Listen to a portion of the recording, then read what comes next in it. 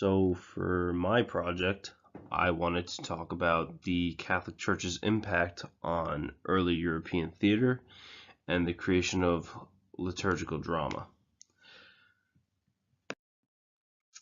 Early European theater during the Middle Ages, basically a new cycle of theater emerged. So early European theaters differentiated itself from Greek theater that came previously, and Greek theater was basically a ritual activity, while early European theater originated from an expression of Christian religion. So between the classical and early Renaissance periods, theater was alive by the slenderest of threads. Popular entertainers had dispersed to wander either alone or in small groups, and this included mimes and acrobats, dancers, animal trainers, jugglers, wrestlers, and storytellers. A minor influence on the development of theater was folk play, and it basically has two sections. So the first section is a symbolic ritual drama of the seasons, which was Plow Monday was one of these plays. It involved a decorated plow being pulled around the village, and this was thought to have originally been a fertility god that carried around the fields on a plow. And European folk drama of the Wild Man of the Woods involved a figure covered with leaves representing winter, and was then ritually hunted and killed. Mimetic elements in dances held at village feasts is another subject within folkplay. The Morris dance, famed in England but also performed in medieval continental Europe, was strongly mimetic and had dramatic elements in it. It used of the fool and the clown character. Both ritual and mimetic dance joined together in the plays that emerged during the late Middle Ages. The church believed that theater was a very bad influence because theater is so powerful and can communicate to so many people. The church began to recognize the power of theater, and with this in mind, they basically used performance to grow their own power and push their own message of the church onto the European people. So after banning medieval theater, the church controlled everything that the European people had access to for hundreds of years. So the European people had, they had nothing like we had today. No cell phones, no internet, television, so on and so forth. So they only had really word of mouth, or they could gather at church-like events, and that is, the church had so much power over them. So the church is really, taking control of this whole situation. And in 533 CE is actually the date on which the last recorded theatrical performance in Rome was, 35 years before its fall. But there may have been a few performances after that, but no one wrote about them. After gaining more power, the church's ceremonies became more elaborate, even theatrical in some ways. These ceremonies began to resemble plays as they involved props and costumes and movement that resembled dance.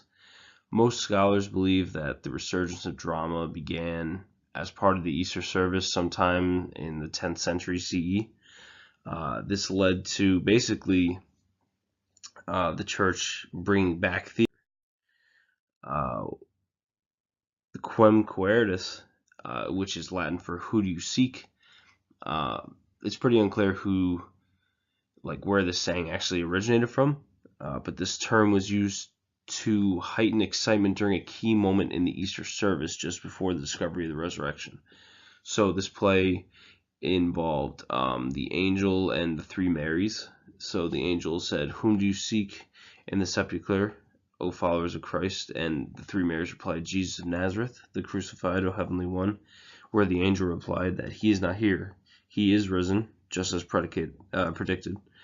Go announce that he is risen from the sepulchre. This act during the Easter service was the first play in the return of theater, creating the genre of liturgical drama. So liturgical drama was a type of play in the Middle Ages that acted within or near the church and related stories from the Bible and of the saints. And liturgical drama is very similar to like a mystery play.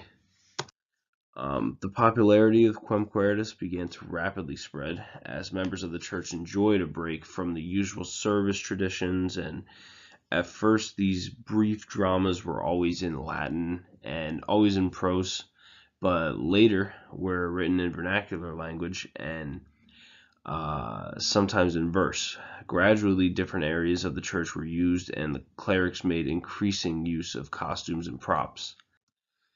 So liturgical drama, mystery plays, and morality plays were the first European plays to unite religious and secular life in more than 1,000 years. Whole towns pitched in to create them, and whole towns arrived to see them because it was a big part of their entertainment. So those were basically the wagon wheels that paved the way for the Renaissance's theatrical explosion.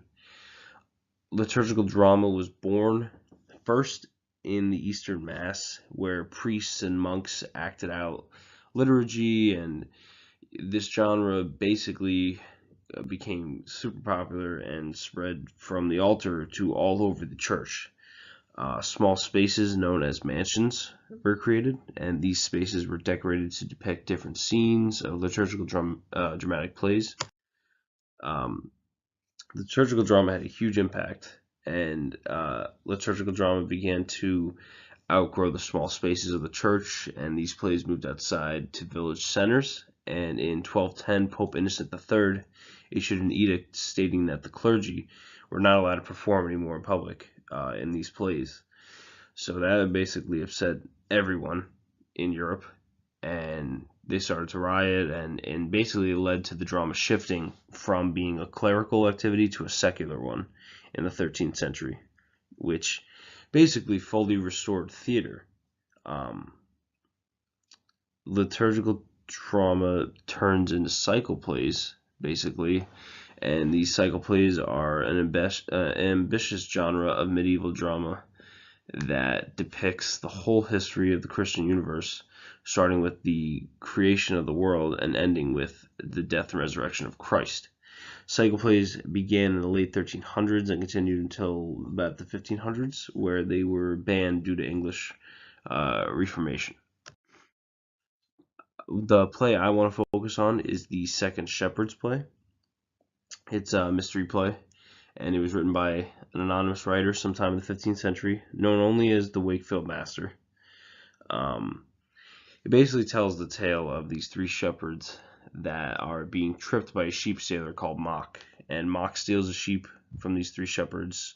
He is caught by the shepherds, and they basically roll him up in this carpet, and they just beat him. After the shepherds leave, an angel tells them to go to Bethlehem and visit this baby Jesus. The shepherds bring baby Jesus gifts. They bring him cherries and a bird and a tennis ball. And this play basically entertains the audience while also celebrating, Jesus and the Catholic Church, and it reminds the audience that Jesus was born to save both English shepherds and biblical types. So you basically have the Catholic Church banning theater in the medieval era and early European era, and because they thought that it was way too powerful and influenced too many people, and then themselves, ironically, are the ones who brought theater back, not knowing at first, and then eventually brought it back. And that's why I think this play kind of signifies how far liturgical drama and the Catholic Church has come, and they've influenced all these plays. And it's the Second Shepherd's play is a comedic and a biblical play in one, and it's I think it's very fascinating how the Catholic Church just ended theater, got rid of it, brought it back, and it just, they've had so much influence on these plays and these mystery plays and a lot of these biblical plays. And that's what is so fascinating about how different these the people who grow up now don't know how the church has affected these plays and has such a big impact on a lot of the plays that you see today.